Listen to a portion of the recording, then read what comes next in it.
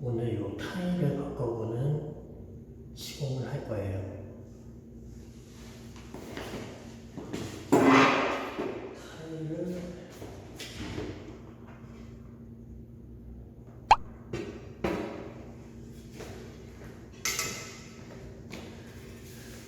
최대한 비슷한 색으로 구했는데 사이즈는 많은데 색은 좀 다르네요.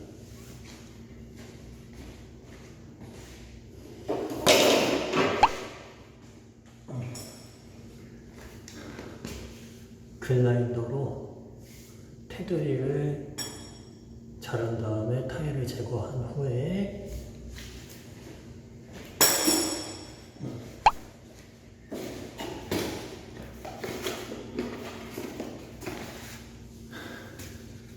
타일 본드로 타일을 붙이고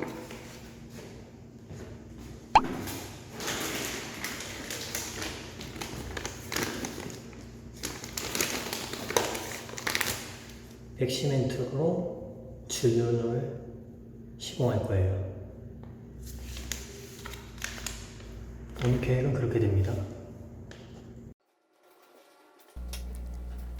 글라인더로 타일 테두리를 제거할 건데 글라인더 사용 전에는 안정장비를 꼭 하고 하세요. 진짜 위험해요. 저도 글라인더를 한번 놓친 적이 있는데 그때 계절이 여름이라 무척 더워서 안전화를 안 신고 슬리퍼를 신었는데 크게 다칠 뻔했어요. 다행히 살짝 찢어져서 병원 가서 소독만 했는데 그 뒤로는 꼭 안전화를 신고 작업을 합니다. 그리고 글라인더를 사용할 때는 이물질이 많이 튀기 때문에 보호경도 꼭 쓰고 하는 게 좋아요. 타일을 제거할 때는 글라인더로 타일 주변의 줄눈을 제거해줘야 주변 타일들이 깨지지 않고 타일이 제거됩니다. 저는 예전에 화장실 리모델링 때 썼던 타일 전용 난로 교체해서 제거하고 있습니다. 줄눈 제거 전용으로 드릴 비트나 글라인더 날이 있다고 하니 나중에 한번 사용해 보겠습니다. 화면을 보시면 시멘트를 이용해서 떠붙임 시공을 했습니다. 전문가가 시공을 해서 그런지 시멘트가 견고하게 붙어 있네요. 공구통에 망치가 빠져 있어서 몽키 스패너로 두드리고 있네요. 타일과 시멘트 사이에 틈이 있어서 빠루를 넣고 타일을 제거하는데 잘 안되네요. 그래도 거의 다 됐다. 조금만 더. 잘 안되니 별별 공구가 다 나오네요. 이번엔 드라이버로 더 좁은 틈에 넣고 꺾고 이제 거의 다 됐다. 저 시멘트 덩어리 같은 경우에는 견고하게 붙어 있어서 제거를 하려면 정과 망치를 이용해서 제거하거나 한마 드릴을 비워와서 제거해야 되는데 가져온 공구가 제한적이라 다 제거는 못할 것 같네요.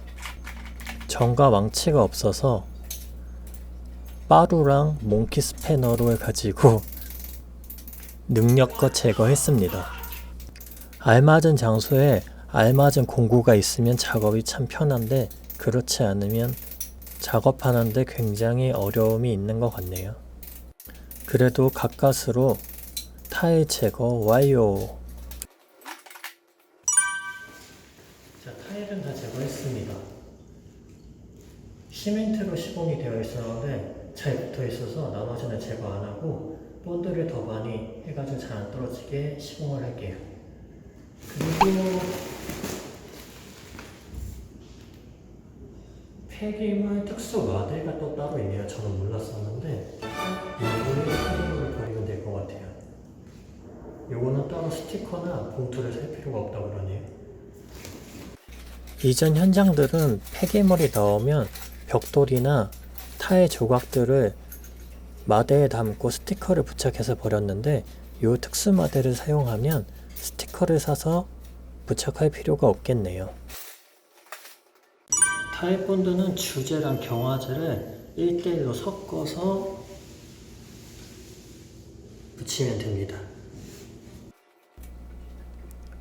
에폭시 본드는 주제와 경화제로 구성되어 있습니다. 주제와 경화제를 1대1로 섞어서 타일을 부착해주면 되는데요. 타일 내장만 붙이면 되니 용량을 750g, 750g 합쳐서 1.5kg짜리를 구매했는데 생각보다 양이 많이 들어가네요. 시멘트 덩어리를 다 제거했으면 시공을 못할 뻔했어요. 압착 시공과는 달리 떠붙임 시공은 재료가 많이 들어가는 걸 감안해야 될 것 같아요. 석재용 본드는 계절에 따라 마르는 시간이 3시간에서 5시간 정도 걸린다고 하네요. 줄눈 간격제를 가지고 와서 사이사이에 넣고 간격을 유지하면서 타일을 시공했습니다. 그런데 타일을 재시공하는 상태여서 줄눈 간격을 맞추기가 어렵네요. 석재용 본드는 이렇게 많이 섞어줘야 됩니다.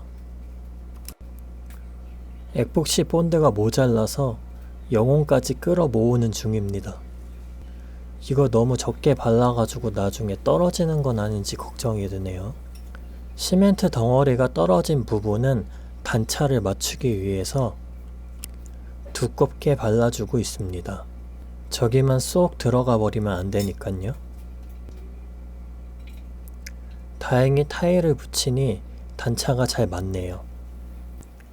타일 시공 시에 접착제가 타일면의 70%는 부착되어 있어야 한다고 하는데 이거는 시공하자인가?